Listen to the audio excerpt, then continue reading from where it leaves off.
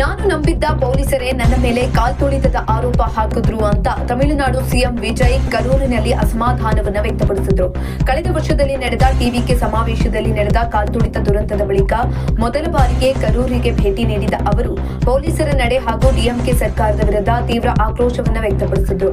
ಕರೂರು ಸಮಾವೇಶದಲ್ಲಿ ಮಾತನಾಡಿ, ನಾನು ಪೊಲೀಸರನ್ನ ನಂಬಿದ್ದೆ, ಆದರೆ ಅವರು ನನ್ನ ಮೇಲೆಯೇ ಕಾಲ್ತುಳಿತದ ಆರೋಪವನ್ನ ಹೊರಿಸಿದ್ರು. ಸಭೆ ರದ್ದುಗೊಳಿಸುವ ಅಧಿಕಾರ ಪೊಲೀಸರಿಗಿತ್ತು, ಆದರೆ ಅವರು ಹಾಗೆ ಮಾಡದೆ ಕಾರ್ಯಕ್ರಮ ಮುಂದುವರಿಯಲು ಅವಕಾಶ ನೀಡಿದ್ರು ಅಂತ ಅಸಮಾಧಾನವನ್ನು ವ್ಯಕ್ತಪಡಿಸಿದ್ರು. ಇನ್ನು ಕಾಲ್ತುಳಿತ ದುರಂತ ನನ್ನ ಜೀವನದ ಅತ್ಯಂತ ನೋವಿನ ಘಟನೆ ಅಂತ ಹೇಳಿದ ವಿಜಯ್, ಅಂದು ನಡೆದ ದುರಂತ ಇಂದಿಗೂ ನನ್ನನ್ನ ಕಾಡ್ತಾ ಇದೆ. ಇದಕ್ಕೆ ನಿಜವಾದ ಹೊಣೆ ಯಾರು ಎಂಬುದು ಹೊರಬರಬೇಕಾಗಿದೆ ಅಂತ ಒತ್ತಾಯಿಸಿದ್ದಾರೆ. ದುರಂತದ ಬಳಿಕ ತಾವು ಸಾರ್ವಜನಿಕವಾಗಿ ಮಾತನಾಡಿದ ವಿಚಾರವಾಗಿ ಟೀಕಿಸಿದವರಿಗೂ ಪ್ರತಿಕ್ರಿಯಿಸಿ, ನಾನು ಮನೆಯಲ್ಲಿ ದುಃಖದಲ್ಲಿದ್ದಾಗ ಕೆಲವರು ನಾನು ಅಡಗಿಕೊಂಡಿದ್ದೇನೆ ಅಂತ ಆರೋಪ ಮಾಡಿದ್ರು. ನನ್ನ ಮೇಲೆಯೇ ಸುಳ್ಳು ಆರೋಪ ಹಾಕಿ ರಾಜಕೀಯ ಮಾಡಿದ್ರು ಅಂತ ಕಿಡಿಕಾರಿದ್ದಾರೆ.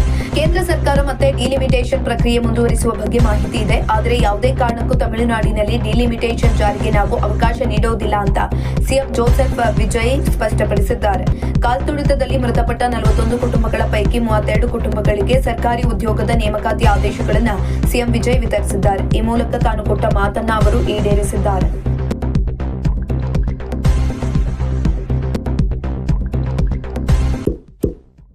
ಇಂತಹ ಇನ್ನಷ್ಟು ವಿಡಿಯೋಗಳಿಗಾಗಿ ಲೈಕ್ ಮಾಡಿ, ಫಾಲೋ ಮಾಡಿ, ಶೇರ್ ಮಾಡಿ.